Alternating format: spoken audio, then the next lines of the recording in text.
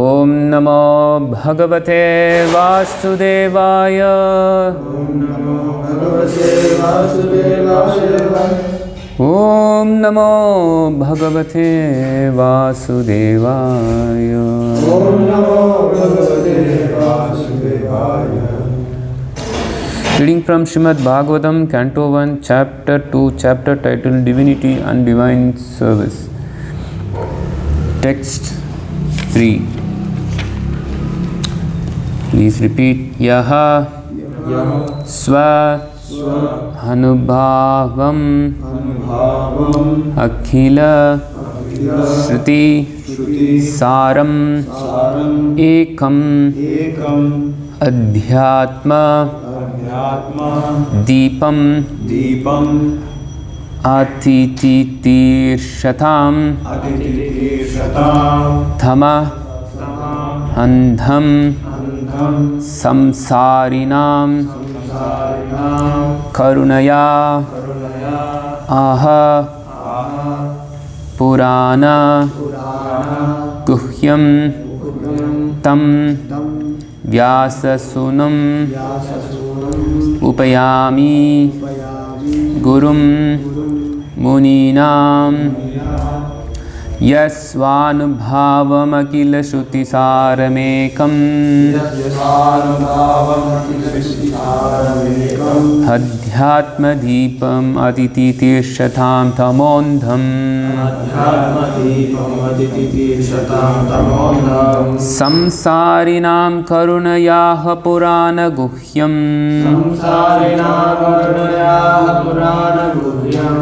tam vyāsa-sūnum upayāmi guruṁ munīnām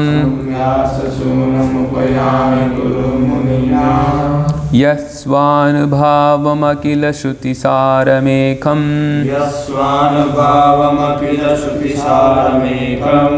adhyātma-dīpam atititīrṣatāṁ tamo ndham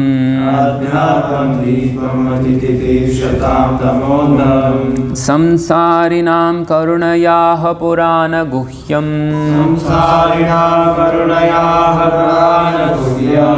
tam vyāsa-sūnum upayāmi guruṁ munīnām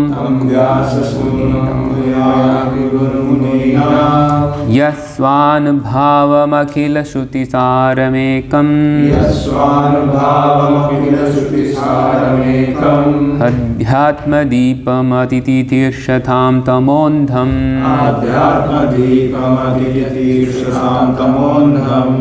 saṁsāriṇāṁ karuṇayāha purāṇa-guhyaṁ tam vyāsa-sūnum upayāmi guruṁ munīnām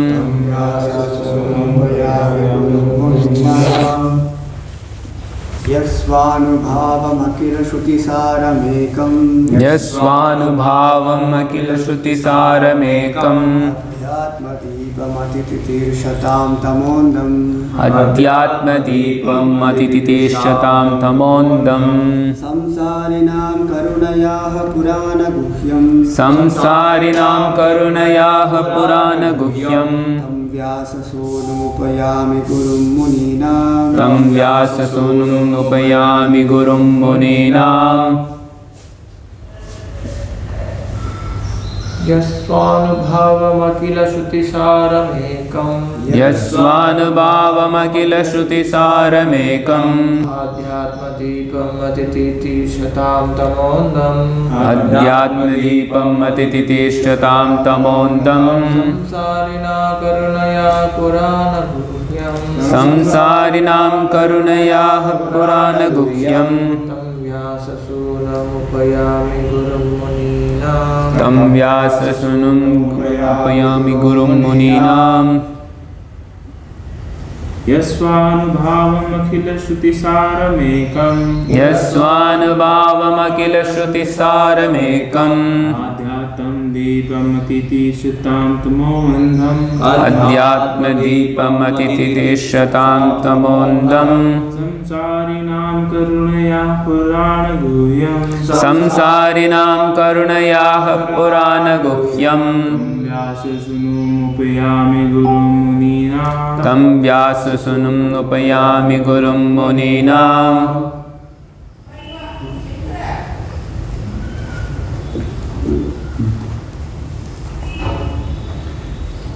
यः स्वानुभāvam akhila-śruti-sāram ekam. Yah svānubhāvam akhila-śruti-sāram ekam. adhyātma-dīpam atititīrṣatāṁ tamo ndham. adhyātma-dīpam atititīrṣatāṁ tamo ndham. saṁsāriṇāṁ karuṇayāha purāṇa-guhyaṁ.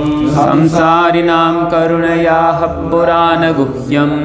tam vyāsa-sūnum upayāmi guruṁ munīnām. Tam vyāsa-sūnum upayāmi guruṁ munīnām. यः स्वानुभāvam akhila-śruti-sāram ekam. Yah svānubhāvam akhila-śruti-sāram ekam. adhyātma-dīpam atititīrṣatāṁ tamo ndham. adhyātma-dīpam atititīrṣatāṁ tamo ndham. saṁsāriṇāṁ karuṇayāha purāṇa-guhyaṁ. saṁsāriṇāṁ karuṇayāha purāṇa-guhyaṁ. tam vyāsa-sūnum upayāmi guruṁ munīnām. tam vyāsa-sūnum upayāmi guruṁ munīnām. Yaha, he who svānubhāvam, self-assimilated, experienced, akhila, all around, shruti, the Vedas, sāram, cream, ekam, the only one, adhyātma, transcendental, dīpam, torchlight, atititīrṣatāṁ, desiring to overcome, tamaha, ndham, deeply dark material existence, saṁsāriṇāṁ, of the materialistic men, karuṇayāha, out of costless mercy, aha, said, purāṇa, supplement to the Vedas, guhyaṁ, very confidential, tam, unto him, vyāsa-sūnum, the son of Vyāsadeva, upayāmi, let me offer my obeisances, guruṁ, the spiritual master, munīnām, of the great sages. Translation and purport by His Divine Grace A.C. Bhakti Vedānta Swami Śrīla Prabhupada, founder of ISKCON. Translation: let me offer my respectful obeisances unto him, Śuka, the spiritual master of all sages, the son of Vyāsadeva, who, out of his great compassion for those gross materialists who struggle to cross over the darkest regions of material existence, spoke this most confidential supplement to the cream of Vedic knowledge after having personally assimilated it by experience. Purport: in this prayer, Śrīla Sūta Gosvāmī practically summarizes the complete introduction of Śrīmad-Bhāgavatam. Śrīmad-Bhāgavatam is the natural supplementary commentary on the Vedānta-sūtras. The Vedānta-sūtras or the Brahma-sūtras were compiled by Vyāsadeva with a view to presenting just the cream of Vedic knowledge. Śrīmad-Bhāgavatam is the natural commentary on this cream. Śrīla Śukadeva Gosvāmī was a thoroughly realized master on the Vedānta-sūtra, and consequently he also personally realized the commentary, Śrīmad-Bhāgavatam. And just to show his boundless mercy upon bewildered materialistic men who want to cross completely over nescience, he recited for the first time this confidential knowledge. There is no point in arguing that a materialistic man can be happy. No materialistic creature, be he the great Brahma or an insignificant ant, can be happy. Everyone tries to make a permanent plan for happiness, but everyone is baffled by the laws of material nature. Therefore, the materialistic world is called the darkest region of God's creation. Yet the unhappy materialist can get out of it simply by desiring to get out. Unfortunately, they are so foolish that they do not want to escape. Therefore, they are compared to the camel who relishes thorny twigs because he likes the taste of the twigs mixed with blood. He does not realize that it is his own blood and that his tongue is being cut by the thorns. Similarly, To the materialist, his own blood is as sweet as honey. And although he is always harassed by his own material creations, he does not wish to escape. Such materialists are called karmis. Out of hundreds of thousands of karmis, only a few may feel tired of material engagement and desire to get out of the labyrinth. Such intelligent persons are called jnanis. The Vedānta-sūtra is directed to such jnanis. But Śrīla Vyāsadeva, being the incarnation of the Supreme Lord, could foresee the misuse of the Vedānta-sūtra by unscrupulous men, and therefore he personally supplemented the Vedānta-sūtra with the Bhagavata Purāṇa. It is clearly said that this Bhagavatam is the original commentary on the Brahma-sūtras. Śrīla Vyāsadeva also instructed the Bhagavatam to his own son, Śrīla Śukadeva Gosvāmī, who was already at the liberated stage of transcendence. Śrīla Śukadeva realized it personally and then explained it. By the mercy of Śrīla Śukadeva, the Bhagavata Vedānta-sūtra is available for all those sincere souls who want to get out of material existence. Śrīmad-Bhāgavatam is the one unrivaled commentary on Vedānta-sūtra. Sripada Sankaracharya intentionally did not touch it because he knew that the natural commentary would be difficult for him to surpass. He wrote his Shariraka Bhashya, and his so-called followers deprecated the Bhagavatam as some new presentation. One should not be misled by such propaganda directed against the Bhagavatam by the Mayavada school. From this introductory sloka, the beginning student should know that Śrīmad-Bhāgavatam is the only transcendental literature meant for those who are Paramahamsas and completely freed from the material disease called malice. The Mayavadis are envious of the personality of Godhead, despite Sripad Sankaracharya's admission that Narayana, the personality of Godhead, is above the material creation. The envious Mayavadi cannot have access to the Bhagavatam, but those who are really anxious to get rid of this material existence may take shelter of this Bhagavatam because it is uttered by the liberated Śrīla Śukadeva Gosvāmī. It is the transcendental torchlight by which one can see perfectly the transcendental absolute truth realized as Brahman, Paramatma and Bhagavan. Om Ajnanam Timirandasya Jnanam Janashalakaya Chakshurunmilitam Mena Tasmai Shri Gurave Namaha Mukam Karoti Vachalam Pangum Langete Girim Yatkripādamaham Vande Shri Guruṁ Dīnatarinam Vandeham Shri Guruṁ Shri Yutapadakamalam Shri Guruṁ Vaishnavāṁscha Shri Rūpam Sahagrajatam Sahagana Raghunātanvitam Tam Sajivam Sadvaitam Savadutam Parjana Sagitam Krishna Chaitanya Devam Shri Radha Krishna Padan Sahagana Lalita Shri Vishakānvitamscha Namo Vishnu Padaya Krishna Prashnaya Bhutale Srimate Jayapataka Swami Niti Namine Nama Om Vishnu Padaya Krishna Prashnaya Bhutale Srimate Bhakti Vedānta Swami Niti Namine Namaste Saraswati Devi Gauravani Pracharine Nirvishesha Shunyavadi Paschatya Deshatarine Jai Shri Krishna Chaitanya Prabhu Nityananda Shri Advaita Gadadhara Srivasadi Gaura Bhakta Vrinda Hare Krishna Krishna Krishna Hare Hare Hare Rama Rama Rama Hare Hare svānubhāvam akhila-śruti-sāram ekam adhyātma-dīpam atititīrṣatāṁ tamo ndham saṁsāriṇāṁ karuṇayāha purāṇa-guhyaṁ tam vyāsa-sūnum upayāmi guruṁ munīnām. Let me offer my respectful obeisances unto him, Śuka, the spiritual master of all sages, the son of Vyāsadeva, who out of his great compassion for those gross materialists who struggle to cross over the darkest regions of material existence, spoke this most confidential supplement to the cream of Vedic knowledge.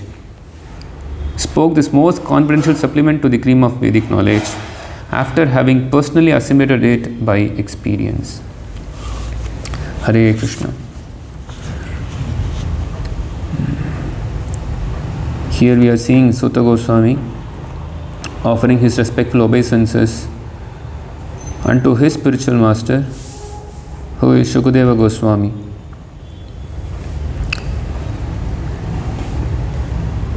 But we see that Sūta Gosvāmī is offering his respects to his spiritual master, saying that he is the spiritual master of all sages. We can understand that when Śukadeva Gosvāmī spoke Srimad-Bhāgavatam to Parikshit Maharaj, there were so many sages gathered around. Those are all heard from Śukadeva Gosvāmī when spoken to Parikshit Maharaj. So these sages are naturally, in one sense, receiving knowledge from Śukadeva Gosvāmī. So they are disciples of Śukadeva Gosvāmī. Not necessarily everybody, because even Vyāsadeva was there, Sri Narada Muni was there. So Śukadeva's spiritual master, the father, Vyāsadeva was also there, and Vyasadeva's spiritual master, Narada Muni, he was also there. But there are many other sages, and to all the sages, he was considered as the spiritual master.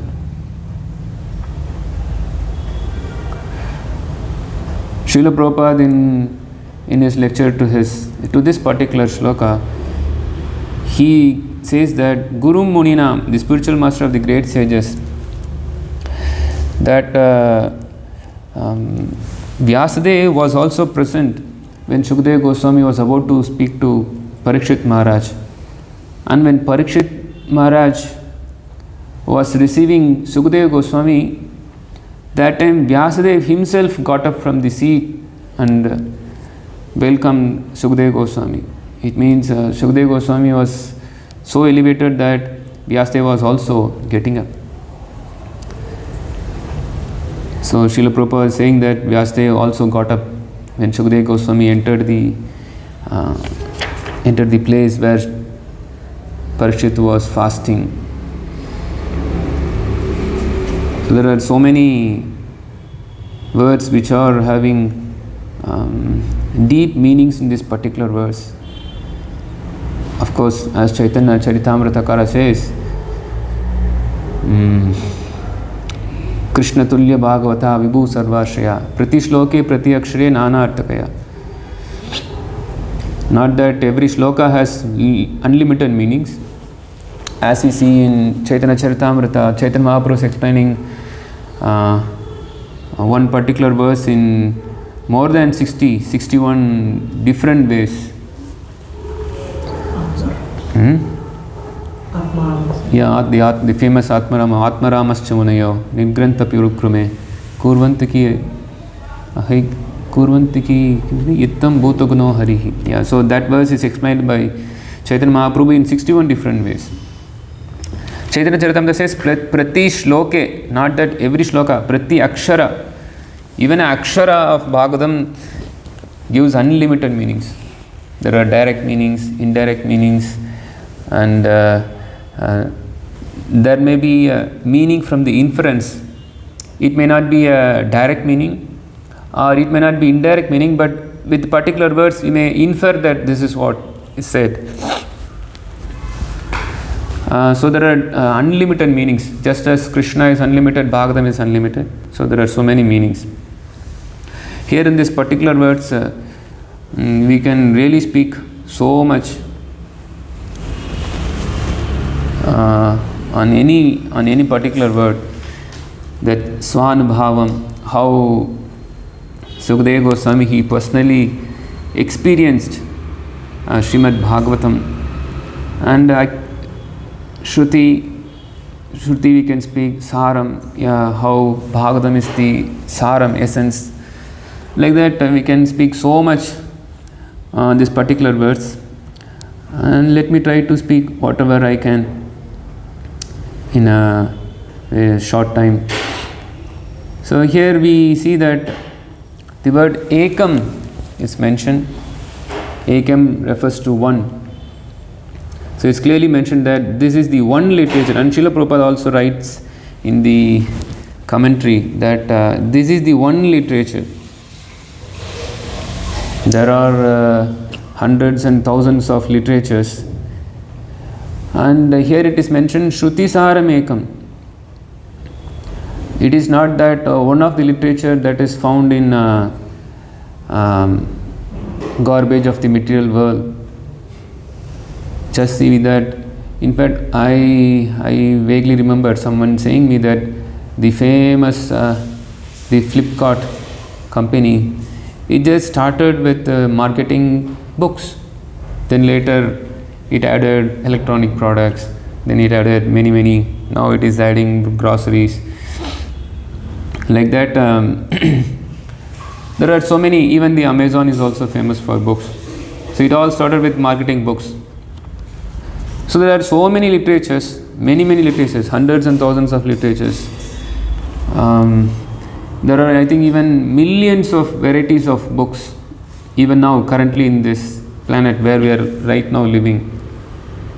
There are millions of literatures.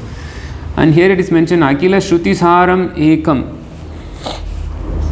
But Bhagavatam is the literature, is the only literature which is sufficient to deliver the humanity. In fact, everybody writes a literature so that they can give some information, or everybody is writing some literature so that they can try to help people understand certain things. Nobody writes literature so that this will cause damage, or at least the conception of writing something is that let me benefit the person. We want to give knowledge by writing a literature to benefit somebody. So everybody writes something so that he can benefit. The doctors may write something about a particular disease so that people can be free of the disease, or scientists may write about so many different things. He may invent something so that he can benefit, and for that he may write a book on certain things. So everything is written so that people will be benefited. But tamo ndham, unless one is in the real light, nobody can benefit anybody. And Śukadeva Gosvāmī, he has assimilated what is perfect. So he is presenting that literature which will actually benefit the society. Here it is mentioned, adhyātma-dīpam. This is the transcendental torchlight. There are literatures, it may try to help us or benefit us, but actually they are not really beneficial for the person. They may consider that is beneficial, but just because one is in the grip of material existence, that's not actually beneficial. So one should present literature which is beneficial for the society, and that literature should benefit the person in the ultimate sense. One may try to benefit the person in the bodily sense, but that is always a temporary thing. But here Śrīmad-Bhāgavatam is presented by Śukadeva Gosvāmī not for the benefit of the body, but for the benefit of the soul proper. That's why this literature is considered the essence of all literatures. One is trying to write something for the beneficial of the body, so that the body is protected, then the person is happy. But the essence of the protection of the body is the person, not the body itself. So the essence of protection should be the soul proper, and that Śrīmad-Bhāgavatam is present. This is the that literature which is going to deliver the soul. Here it is mentioned that saṁsāriṇāṁ karuṇayāha purāṇa-guhyaṁ. This seems to be the reason why Śukadeva Gosvāmī spoke Śrīmad-Bhāgavatam. It is mentioned that he, out of his great compassion for those gross materialists who struggle to cross over the darkest regions of material existence, spoke this confidential supplement. We often speak about Bhagavatam, that nigama kalpataror galitam palam shukam katamrita drava samritam.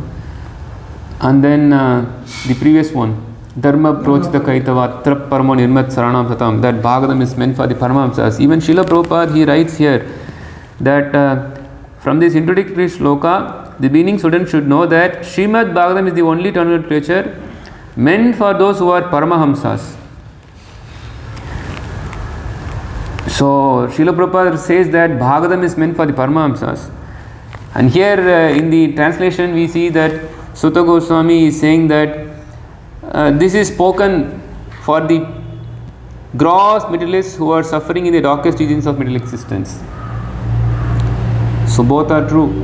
Bhagavatam is meant for the Paramahamsas, as the second verse of Bhagavatam itself says, Atra paramo nirmat saranam satam. And if somebody is saying that Bhagavatam is meant for the Paramahamsas, not for everybody, but here the verse is saying that saṁsāriṇāṁ karuṇayāha purāṇa-guhyaṁ. Out of so much compassion for the samsaris. Samsari means people who are completely bereft of any spiritual understanding, who are always thinking that how I can enjoy my body. They are not all concerned about their own deliverance. To such people, out of compassion, karuṇayāha, Śrīmad-Bhāgavatam was spoken by Śukadeva Gosvāmī. So we should know that Bhagavatam is meant for everybody. Because everybody is samsari, everybody is in the darkest region of material existence. Tamo ndham, everybody is in complete darkness. Tamo ndham, tama refers to the darkness. This whole material world is considered as darkness. That's why the Supreme Lord has to keep the sun and the moon for the light in the material world. The spiritual world is considered as Vaikunta. It means completely free of any anxieties. There is no darkness in it. There is always light. So the spiritual world is always bright and it is always self-effulgent. But the material world is always darkness, both in the matter of knowledge and also the gross sense perception of vision. There is darkness. People living in the material world are bereft of spiritual knowledge, so in that way they are always in darkness. And also, this is material world, there is no self-effulgence here at all. So, because there is darkness everywhere, the Supreme Lord has to keep the sun planet, the moon planet, so that light can be given. And along with the placement of sun by the Supreme Lord, Krishna also placed the Veda Garbha, Lord Brahma coming with the Vedas. So Veda is also present. Just as to remove the darkness of the material world, sun is placed. To remove the darkness of the materialistic people, in order to remove that darkness, Krishna gave the Vedas. And that Veda is called Shruti. And in that Veda, there are different categories. Because being in the material world, there is a necessary for taking care of the body, and also there is a necessary for living as per certain rules and regulations. So everything is perfectly set forth in the Vedas. There is Ayurveda, there is Dhanurveda, to nicely take care of the body. There is Ayurveda, and then for the defense, for the Kshatriyas, there is Dhanurveda. Then there is calculation of future and the knowing of our past life, and for that there is Jyotirveda is there, Jyotish Shastra is there. Like that, there are so many different Vedas. For everything there is a Shastra. And Veda means knowledge. So that Veda, which is known as Shruti, that Shrutis, akhila-śruti-sāram ekam. There are so many different types of Veda, but then the Sāram is present in the form of Śrīmad-Bhāgavatam. And that Bhagavatam dissipates the darkness of the material world. And that is presented by the great Śukadeva Gosvāmī. And here it is mentioned that vyāsa-sūnum, that Vyāsadeva, he himself is writing that the son of Vyāsadeva is speaking Śrīmad-Bhāgavatam. In one of the lectures, His Holiness Bhaktikas Maharaj, he was saying, why should the word vyāsa-sūnum be written? It can be just Śukadeva, because it was Vyāsa-sūnum refers to Śukadeva. Then Maharaj was saying that maybe Vyāsadeva was feeling so much ecstasy that it is my son speaking the great literature, Śruti-sāram ekam to Śukadeva, to Parikshit Maharaj. So he was very happy. Sometimes, especially in India, the fathers, they become very happy when the sons, they achieve a very high position. when they become the nowadays, if the son gets a job, the father is very happy. Even if it may be a B.Tech, he may be studying B.Tech. B.Tech is like a technology. Usually, as per Shastra, technology is meant for the Shudras. So B.Tech or B.E, it's considered as low class jobs as per Shastra. But the fathers, they become very happy. They become very happy that when they get a seat, what to speak of getting a job. When they see that my son has got some nice marks, they become very happy naturally. And when the son gets a job, then they become very happy. And when they become the project managers, or when they become the CEOs or presidents of the company, they become very happy. It's a pride.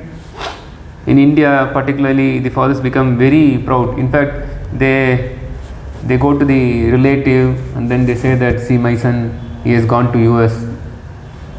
Though as per Shastra, crossing the ocean is considered abominable. So it's a very low class thing to go out of India because the culture of the Western countries is very bad.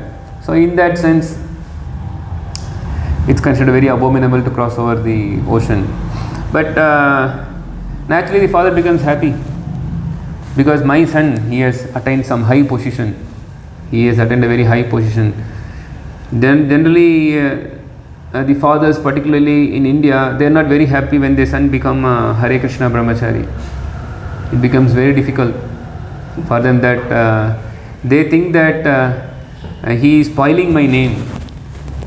They feel very bad that how I will address my relative that he has become a shaven-headed brahmachari. They see that this is a very, very insulting proposition for them. They are not very happy. They think that my son should achieve something high materially. And now he has left the material thing and now he is going after attaining some spiritual thing. So they are not very happy. But Vyāsadeva is not like that father. He is very happy. He is writing that vyāsa-sūnum. He is not saying Śukadeva Gosvāmī is speaking. He is saying my son is speaking Bhagavatam. So he is very happy. This is how the fathers of the ISKCON society should be. The fathers of, fathers means not actually the founders of ISKCON. I am just mentioning that there are so many fathers in ISKCON society. There are so many. In fact, now ISKCON is seeing a high growth of congregation members. So there are husband and wife practicing Krishna consciousness in the house. So father, mother, then they have family, then they have children. So in that way there are so many congregation members, and in this congregation members, fathers. So these fathers, so these congregational fathers of the ISKCON society, they should be very happy that if their son is become a Bhagavata Pracharak. Oh, my son is preaching Bhagavatam, they should be very happy. They should not think that, okay, I have become a Hare Krishna devotee, my son, let him get a job somewhere in the IT field and let him go to America, work as a Shudra.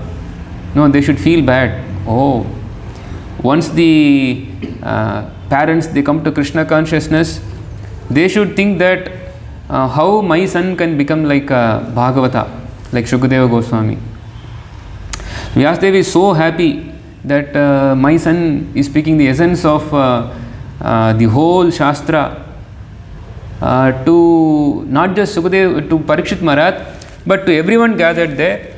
And whoever is gathered, then they are going to repeat that knowledge to others whom they will be meeting. This is Yare Dekho Tare Kaho Krishnopadesh.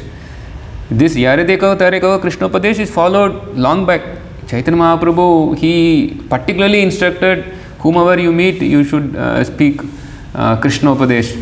But here we see that Sūta Gosvāmī is following. He heard Bhagavatam from Śukadeva Gosvāmī. Then when he met the rishis of Naimisharanya, headed by Bhargava, descendant of Bhrigu Muni, then he spoke Bhagavatam to them. And the same thing is followed by Śukadeva Gosvāmī also. Śukadeva Gosvāmī, we know that Śukadeva Gosvāmī, he spoke Śrīmad-Bhāgavatam to Parikshit Maharaj. But whomever Śukadeva Gosvāmī was meeting, he was speaking Bhagavatam. That Yare Deko Tareko Krishna Upadesh was done by Śukadeva Gosvāmī also. And it is time immemorial it's happening. Vyāsadeva was also hearing Bhagavatam from Narada Muni, and Narada Muni's duty is that Yare Deko Tareko Krishna Upadesh.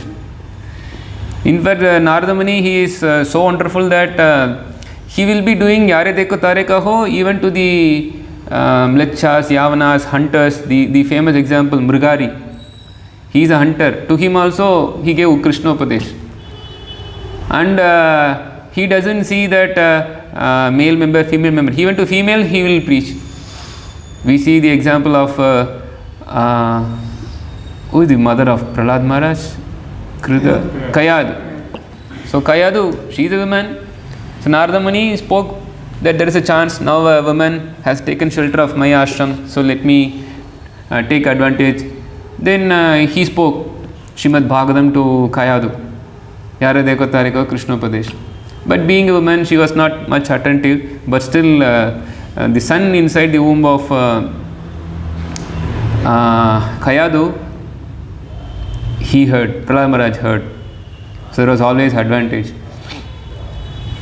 Then he spoke Bhagavatam to Dhruva Maharaj. He spoke about the glories of chanting of the holy name. He initiated Dhruva Maharaj to chant Om Namo Bhagavate Vāsadevaya. Like that, Narada Muni is always doing Narada Muni Bhajana Vina, the famous song sung by Bhaktivinoda Thakur, that he is always taking the Veena and preaching the glories of God. Bhagavatam is the glories of God. What is Bhagavatam? Bhagavatam means it's a pure glorification of Krishna. Pure glorification of Krishna. So that is done by Narada Muni. So this Yare Deka Tareka Krishna Upadesh is done by everybody. So this sloka is clearly saying that principle. It's explaining. It's saying that out of his great compassion, means out of compassion by Śukadeva Gosvāmī to those gross materialists who struggle to cross over the deep, dark material existence, he spoke. Means he is doing Tarekaho, he is speaking the Krishna Upadesh. Krishna Upadesh means Bhagavad Gita and Bhagavatam, so that is the essence.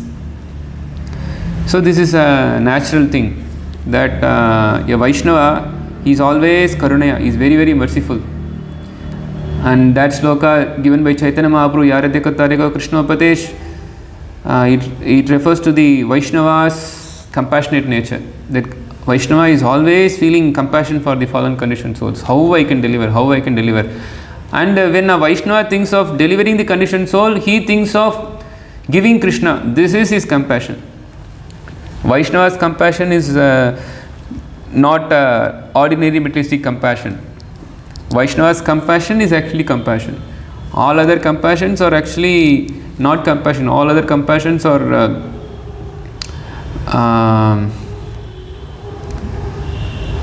what we can say. The compassion for the body is not actually compassion. It is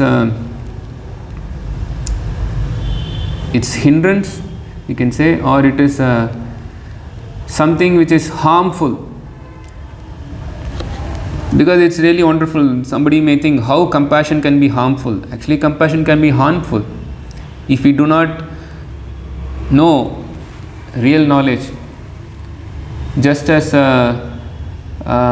somebody, the example is given by Srila Bhakti-Siddhanta Thakur, that a person was passing by the shore of the bank, then he saw that somebody has fallen into the river, and this person, he thought that, okay, let me save this person.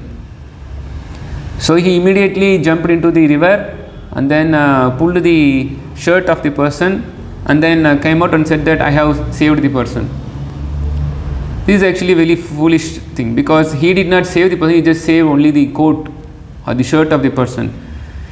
He was trying to be compassionate, but he was trying to be compassionate only to the shirt which was the person was covering.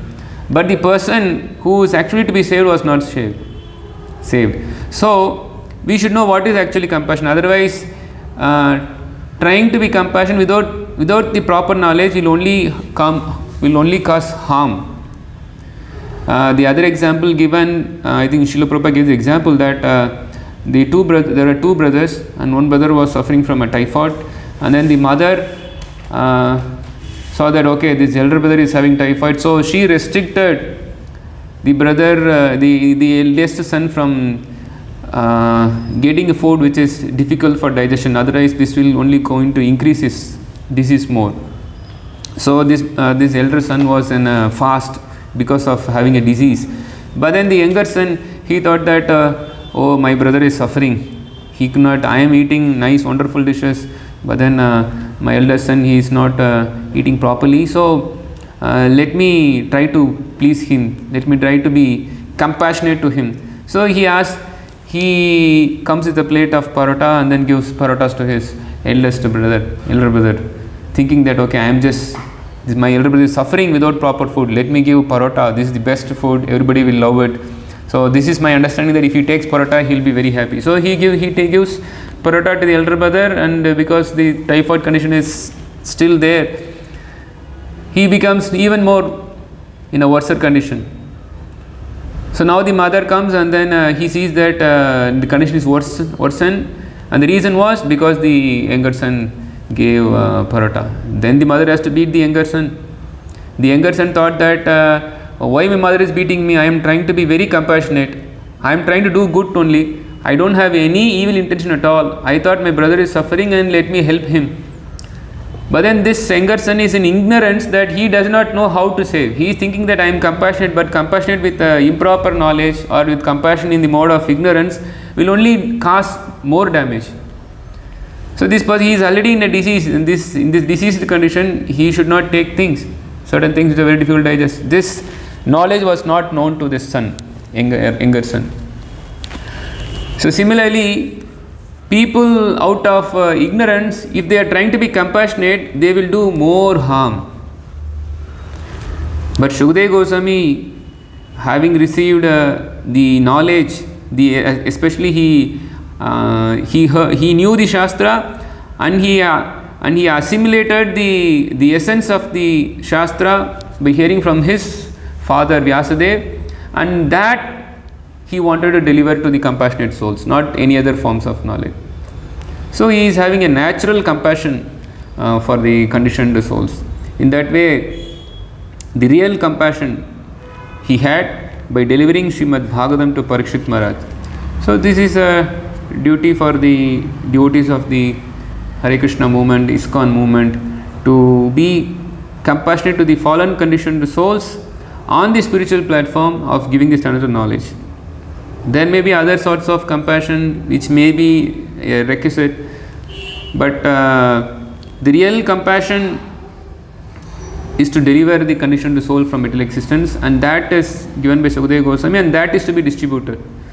So saṁsāriṇāṁ karuṇayāha. So we should be merciful by delivering Bhagavatam to the conditioned souls. We should not try to deliver any other thing which may cause harm. So one should first situate themselves. That's why Chaitanya Mahaprabhu, he said that Bharat, what is the words? Bharat bhumite hoila manushya janma yar janma sartaka. First, you know what is real compassion. Janma sartaka. First you understand the real compassion. Then karikara paropakar. Then you try to do upakar, benefit for the others. If you don't know what is compassion, then you may harm the person, just as the younger brother harmed the elder brother.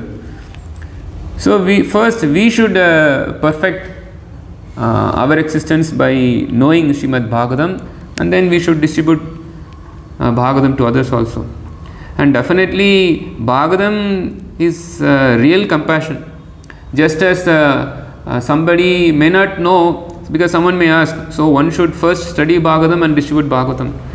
That's not necessary, because Bhagavatam is the essence which is already concluded, and that is the real compassion to be given. That can be given, not that you have to assimilate and then only distribute Śrīmad-Bhāgavatam. It is already assimilated, and that is already given to us, and it can be delivered. Just as if somebody is having a fever, and if you have the knowledge that giving this particular tablet will cure, then you can give it. even if a child takes the tablet without the knowledge of that it is giving a thing which is beneficial, still the person who receives will get the benefit. So with knowledge or without knowledge one can distribute Bhagavatam, and definitely a person without knowledge will get so much benefit, and who is with knowledge he will like a Paramahamsa, he will hear Śrīmad-Bhāgavatam, relish Śrīmad-Bhāgavatam. So let's try to do that. Let's hear Śrīmad-Bhāgavatam and let's give Śrīmad-Bhāgavatam to everybody. In that way we can also be a bona fide representative of Śukadeva Gosvāmī. We can also be a person who is having a bona fide compassion, not a materialistic compassion. So let's be compassionate, just as Vyāsadeva was so compassionate and gave his son to deliver Śrīmad-Bhāgavatam. So let all the parents of the ISKCON society or all society be compassionate to deliver their son also, to deliver Śrīmad-Bhāgavatam to others. Hare Krishna. So I stop here. Any questions, comments?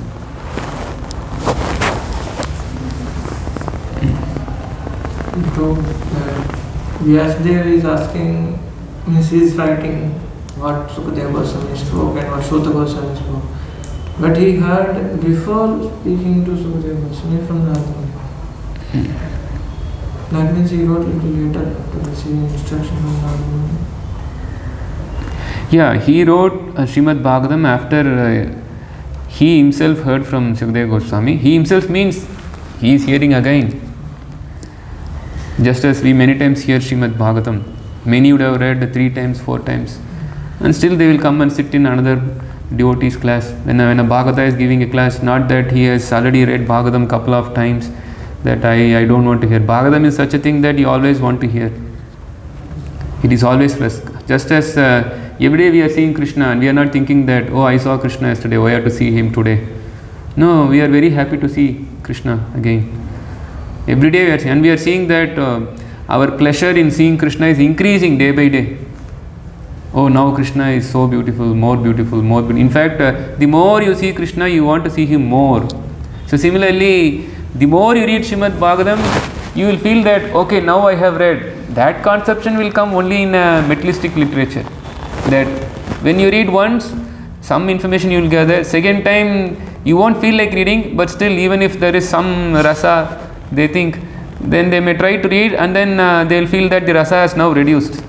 I thought this book is having some rasa, so I'll read, but now the rasa is reduced. Then the third time, it's more reduced. Then after some couple of times you have read, you see that there is no more rasa in it.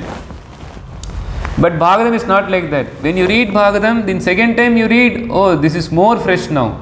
Then you want to read more. The rasa actually increases. This is anandam ambudhivartanam. It only increases. Nigama kalpur galitam palam shukumukat amrita dravasamitam pivada bhagavata rasamalayam. This rasamalayam is not a small rasa that it limitations. This rasamalayam is unlimited rasa in it. So we keep on enjoying more and more. So when Vyāsadeva, he heard from Narada, he was very happy to hear. And when he spoke to Śukadeva Gosvāmī, he was very happy to speak. And when he was hearing from Śukadeva Gosvāmī also, he was very happy. In fact, Vyāsadeva, he is writing that Sūta Gosvāmī spoke. Then he could see what Sūta Gosvāmī is also speaking to Saunaka Rishi, because he is Trikalanya, he could foresee. So as per Bhagavatam itself, he has already heard from Śukadeva Gosvāmī, and he knew that Sūta Gosvāmī was also speaking. Then later he wrote. Because after Sūta Gosvāmī has spoken to Saunaka Rishi, only Bhagavatam is written, means personally written. So it's long back. During Parikshit Maharaj's time, Bhagavatam was in the form of hearing, like a Shruti, heard. Bhagavatam is always there, but personally when we say Bhagavatam, preferably when we say that Bhagavatam, we say that it was spoken by Śukadeva Gosvāmī to Parikshit Maharaj. But it was many times spoken. As I think in the last class I was just speaking how Bhagavatam itself says that it was spoken long back. But it is generally known as Śukadeva Gosvāmī spoke to Parikshit Maharaj, because we are coming after, so most we can relate that. So it is like that.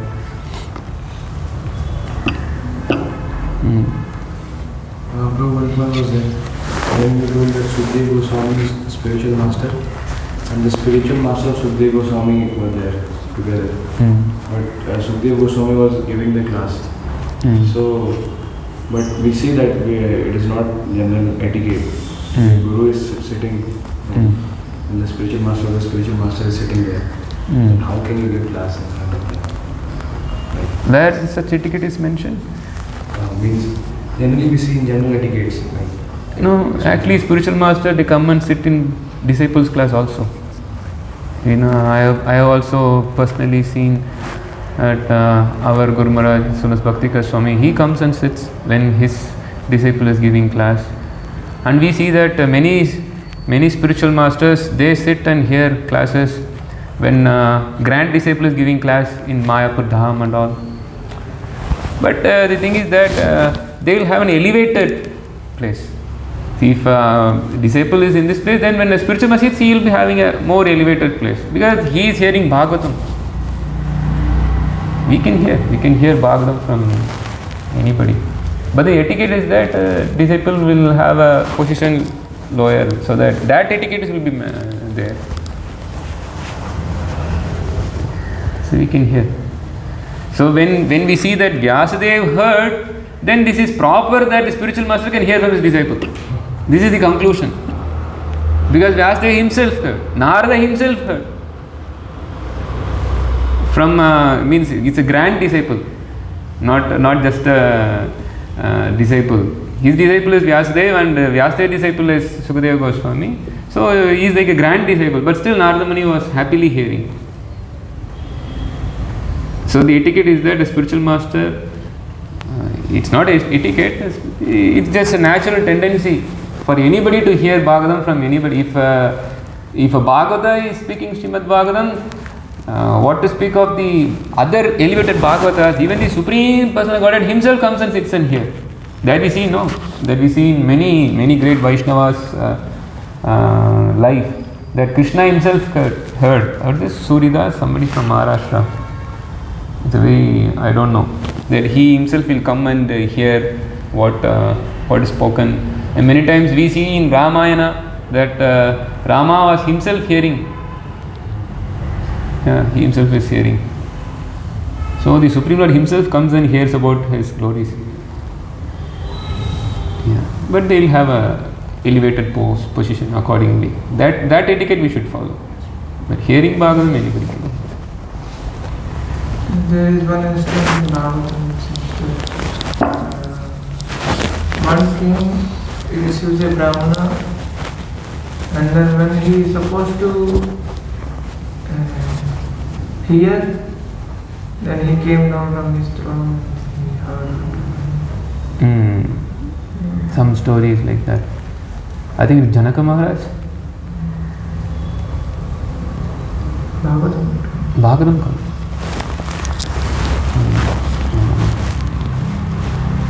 At least Kaliga people can read many times Bhagavatam because we forget. Certain things we'll always remember, at least the core things we'll remember, but sometimes we forget. So definitely we should read again and again. Yes. Śrīmad-Bhāgavatam ki jai, Śrīla Prabhupada ki jai.